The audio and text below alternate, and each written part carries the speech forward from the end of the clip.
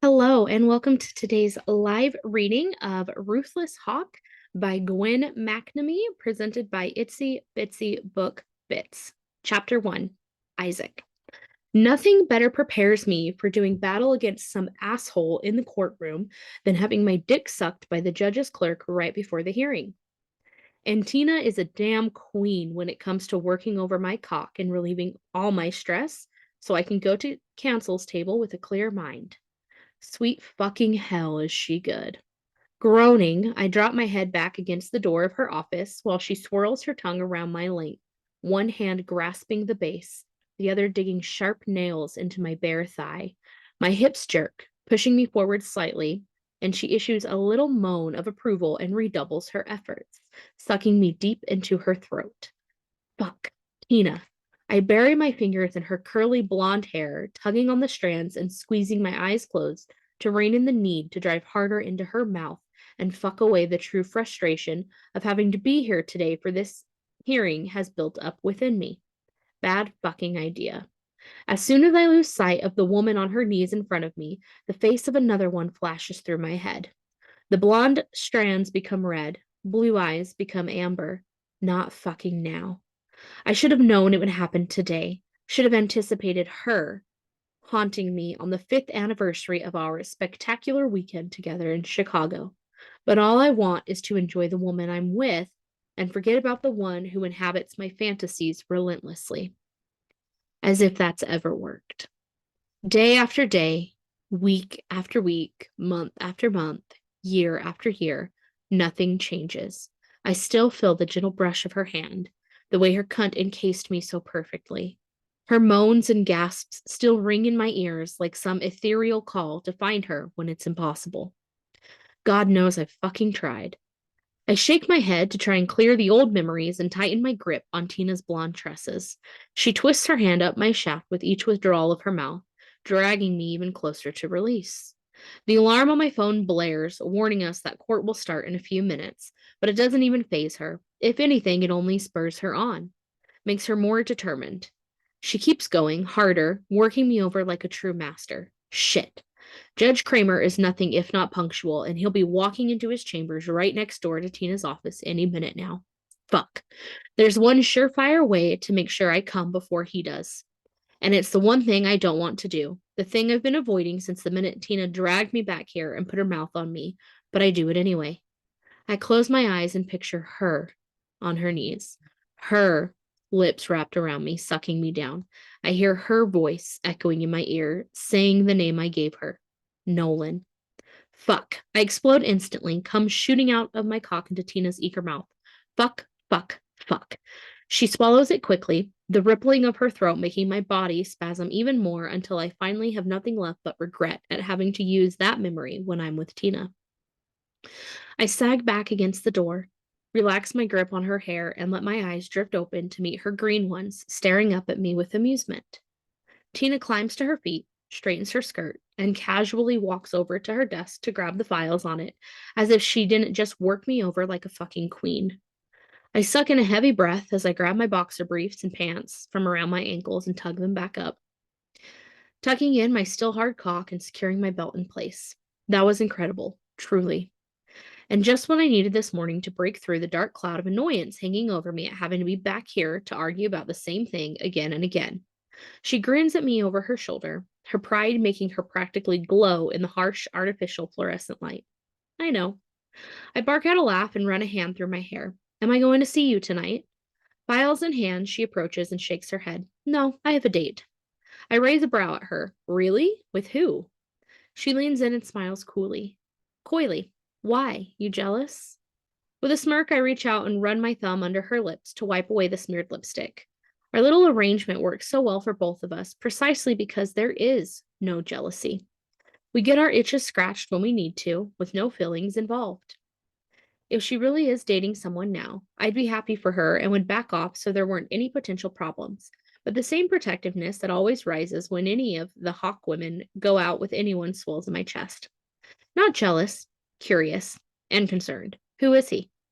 She presses a quick kiss to my cheek before she reaches for the door handle at my side. It's a blind date, actually. A friend set me up. The words blind date flashed through my head and tensed my shoulders. I grab her arm, my humor deflating slightly. Do you know anything about the guy? You need to be careful, Tina.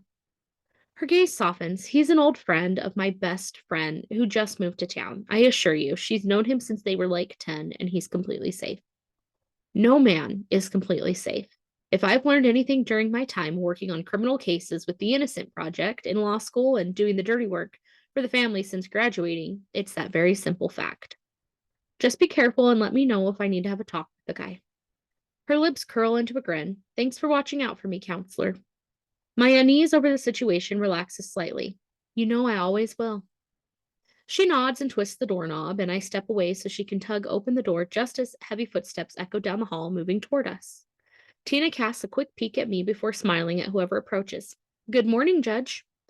I give myself a once-over to ensure I'm presentable and grab my briefcase from the floor where I tossed it when I came in so I can follow her out.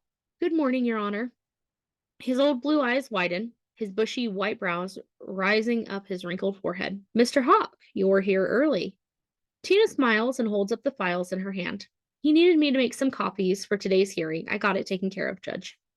The old man bobs his head. Oh, excellent, excellent. So, we'll be ready for the hearing to proceed? I shrug. As long as Attorney Whitaker shows up and is prepared to proceed, I'm ready to go. Judge Kramer waves me off. Yes, yes, you're always ready. I don't have to worry about you. It's the other one I worry about. He mumbles the last few words under his breath. I'm going to grab my coffee and then I'll be right out. He trudges back to his chambers while I follow Tina into the main courtroom for what promises to be another contentious hearing if Whitaker continues his typical bullshit, which he will. His clients show no intention of slowing down their campaign against the Hawks, and he doesn't seem at all frazzled or fazed by coming in here and defending their actions. Bailiff Henry inclines his head toward us from his post next to the double doors of the courtroom, and the object of my disdain and the reason we're here today pushes through them from the main courthouse hallway and offers me a smug grin. Douchebag.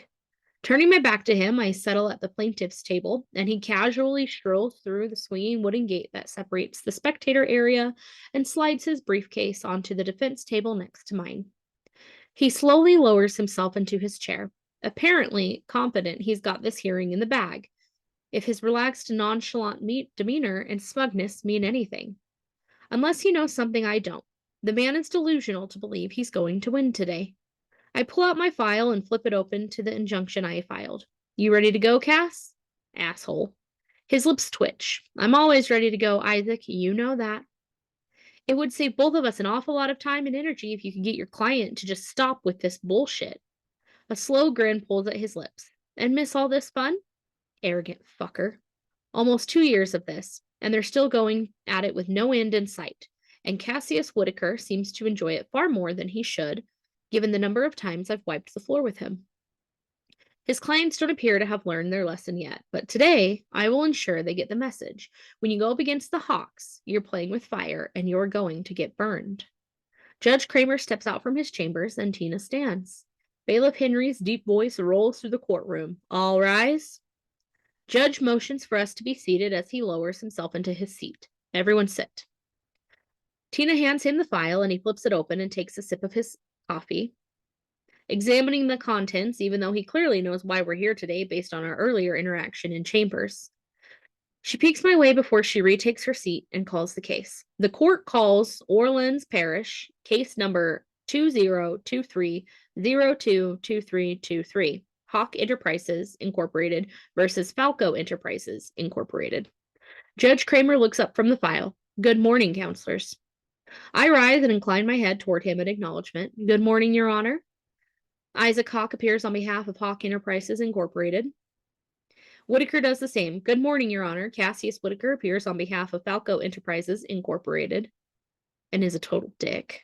We take our seats again as the judge continues to flip through the file. Finally, he eases back in his chair and darts his shrewd gaze between us. We're here this morning for a decision on the injunction request of Hawke Enterprises. I've reviewed the submissions of both parties, and I'm ready to hear any oral arguments you've prepared. Oh, I'm definitely prepared. It's time to really let Whitaker and Falco Enterprises have it. I push to my feet. Your Honor, while our affidavits and attachments filed with the injunction clearly demonstrate the violation of Hawke Enterprises trademarks by the defendants, I cast a pointed glare at opposing counsel. Again, I would like to say a few additional things about this matter. He nods, of course, counselor. As your honor is well aware, this injunction request mirrors several others that this court has granted over the last few months. I look at Whitaker, and frankly, the pattern that's emerged has gone from problematic and annoying to outright harassment. Hawke Enterprises has valid trademarks on dozens of business names and logos, and the Hawke family has been a pillar of this community for decades, operating numerous businesses spanning from restaurants to coffee shops to bars and even adult entertainment establishments. I tighten my jaw. But over the last few years, Falco Enterprises has decided to compete with Hawke Enterprises in these areas. Now, there's nothing illegal about some friendly competition in the business sector. But what is concerning to me and should be to this court is the apparent attempt by Falco Enterprises to violate those trademarks continually.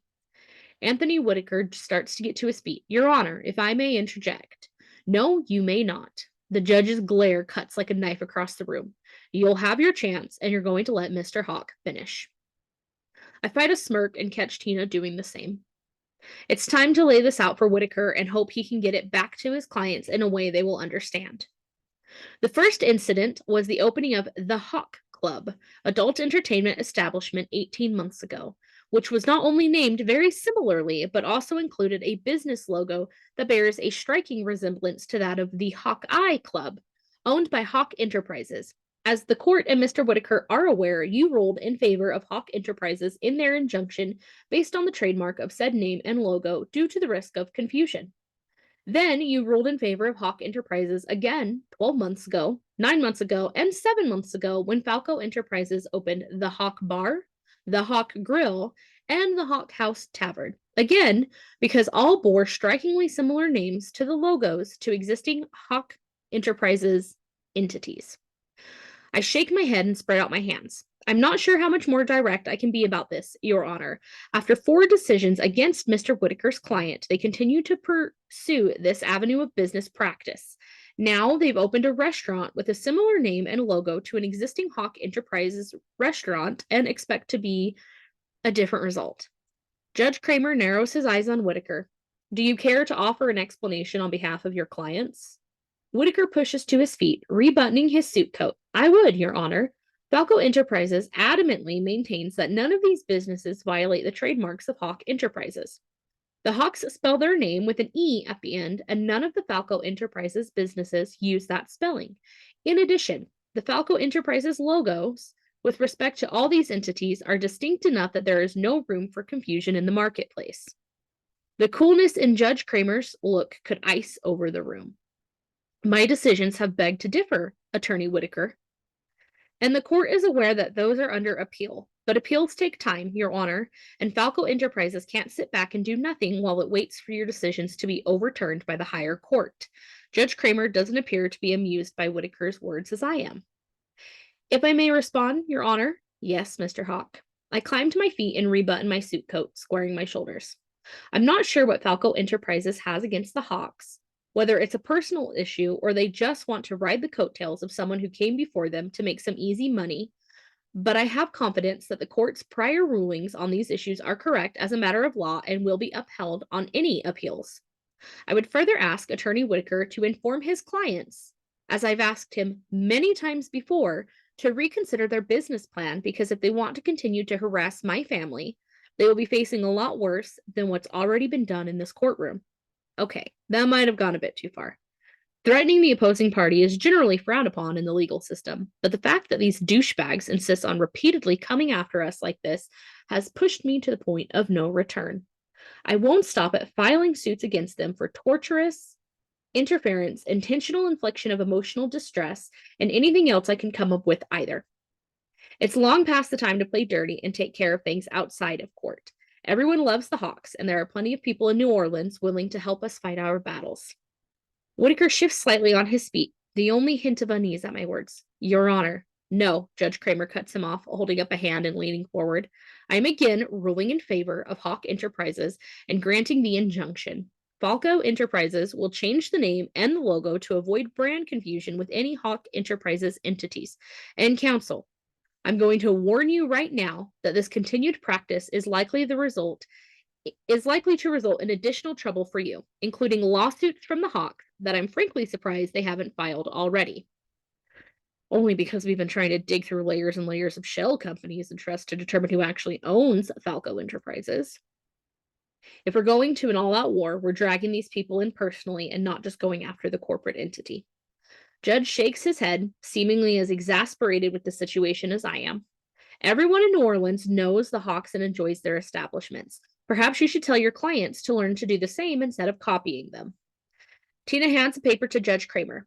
He scans it, and I see Attorney Hawke has been kind enough to prepare the order for the court to sign. Thank you, Mr. Hawke. Of course, Your Honor. Tina fights a smile as she types in the notes on her computer. Judge scribbles his signature on the prepared order. We're done, counselors. Thank fuck. That wasn't nearly as bad as I had anticipated it would be. I thought I would have to bring out some of my boxing moves, throwing jabs and hooks at this fucker. But it seems Judge Kramer is at the end of his rope just as much as the family is with all of this. I slide my file back into my briefcase, incline my head to Tina and the judge, and make my way out of the courtroom and into the hallway. Whitaker follows behind me shortly and stops next to me, releasing a light sigh as he scans the corridor and examines the people hustling back and forth. He casually checks his watch. It takes every ounce of willpower I possess not to deck him right there. Remaining professional in the courtroom is one thing, but if I ever ran into this fucker on the street, it would be a different story. You didn't think you were going to get a different result today, did you? Whitaker offers a slight shrug. I get paid the same no matter what the result is. If my clients want to keep defending lawsuits, I'll keep showing up as long as they're still dropping $500 an hour for it. He smirks. Judge Kramer won't be around forever, you know. Your dad and uncles may have him in their hip pocket, but eventually we'll get a judge who understands the law and isn't blinded by their loyalty to your family. I let out a mirthless laugh. You really are an arrogant prick, aren't you? You have no fucking idea. This fucker has the balls to wink at me before he saunters down the hall. My phone vibrates in my inner coat pocket, and I pull it out to check the message. Likely Dad or Kennedy checking in on what happened in the hearing. Uncle Gabe, get back to the office ASAP. Family emergency. Shit. This can't be good.